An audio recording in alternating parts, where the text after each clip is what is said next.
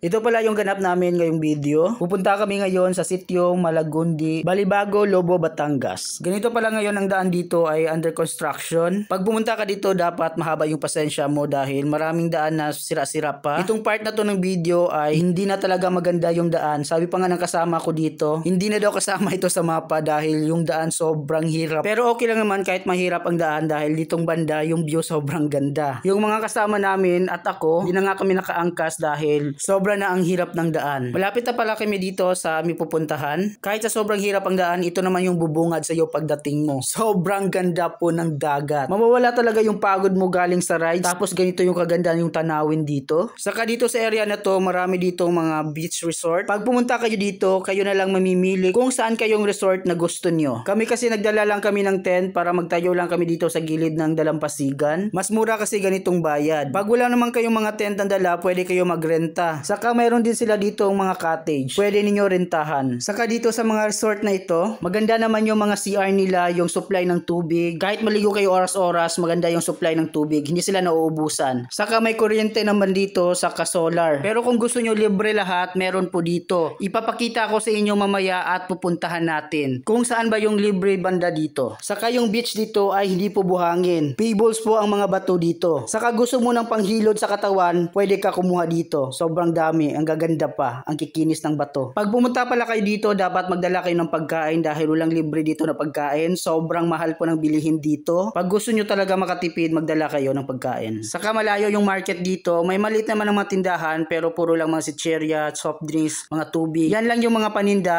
sobrang mahal pa. Pagkatapos namin magpicture-picture dito sa gilid ng dalampasigan, napagdesisyonan namin na magluto na kami ng hapunan. Ang ihawin pala namin dito ay barbecue. Itong kasama namin isa, sobrang antok na natulog na sa duyan. Mga bandang alas 6 may dumaan na nagtitinda ng isda at bumili na rin kami. Pangdagdag ulam namin. Nagkilaw pala ako dyan ng isda at saka nag-ihaw kami ng maliliit na tulingan. Maaga pala kami matutulog na yon dahil mga pagod rin kami sa rides para maaga rin kami magising kinabukasan. Ito na pala yung pangalawang araw namin dito. Pagising mo dito pagka umaga sobrang tahimik ng paligid. Yung alon lang ng dagat ang maririnig mo pati mga uni ng ibon. Tapos sobrang ganda ng tanawin. Tapos nakaupo ka lang sa gilid, nag-iimot-imot ka dyan tulad ng ate namin. Iniisip niya yung utang niya pagbalik, kung saan siya kukuha ng pangbayad, may lang naman. Wala talagang utang yung ate namin. Shoutout pala sa inyo, Kuya Wind Vlogs, Jennifer Ocampo, GM Ligson Gulapa, Evangeline Pangadlo, Miguel Muya, Don Pilot, Josie Vargas Bilen, Sakuna Bato, Aida Rosario, at Richelle Alagos Perez. Maraming salamat po sa panonood ng mga video ko at sa walang sawa ninyong pagsuporta sa akin. Saka mag-shoutout ka sa comment section kung saan na ba nakakarating itong video ko. Ito pala yung pinaliguan namin banda dito. Ito yung libre na sabi ko kanina. Pwede kayong magtayo dito ng tent, walang bayad. Wala ring entrance na babayaran kahit piso. Pero sa dahil libre, wala rin ditong CR, tubig, ilaw dito sa banda na to. Pero ito yung banda na masarap liguan dahil mahina dito yung hampas ng alon. Saka sobrang tahimik at ang ganda ng lugar. Pag hindi ka naman arte, ayos na ito. Libre pa. Sobrang napakaganda ng lugar. Pagkatapos namin maligo, bumalik na kami agad dahil sobra ng init at mag-iimpake pa kami ng gamit namin dahil uuwi na kami. Nagdasal kami dyan para safety kami makauwi sa Laguna. Dahil sa mga oras na to ay umuulan, ang dulas ng daanan, literal talaga matawag na adventure itong ginawa namin. Saka dobling ingat kami dito. Saka hindi na kami sumilong dahil basa na kami. Nagmamadali rin kami para hindi kami abutin ng gabi sa daan. Kahit ulan, hindi na kami tumigil para makarating kami ng maaga. So ayan mga lods, hanggang dito lang. Maraming salamat sa panonood palagi ng mga videos ko. Maraming salamat po. Hanggang dito lang, paalam.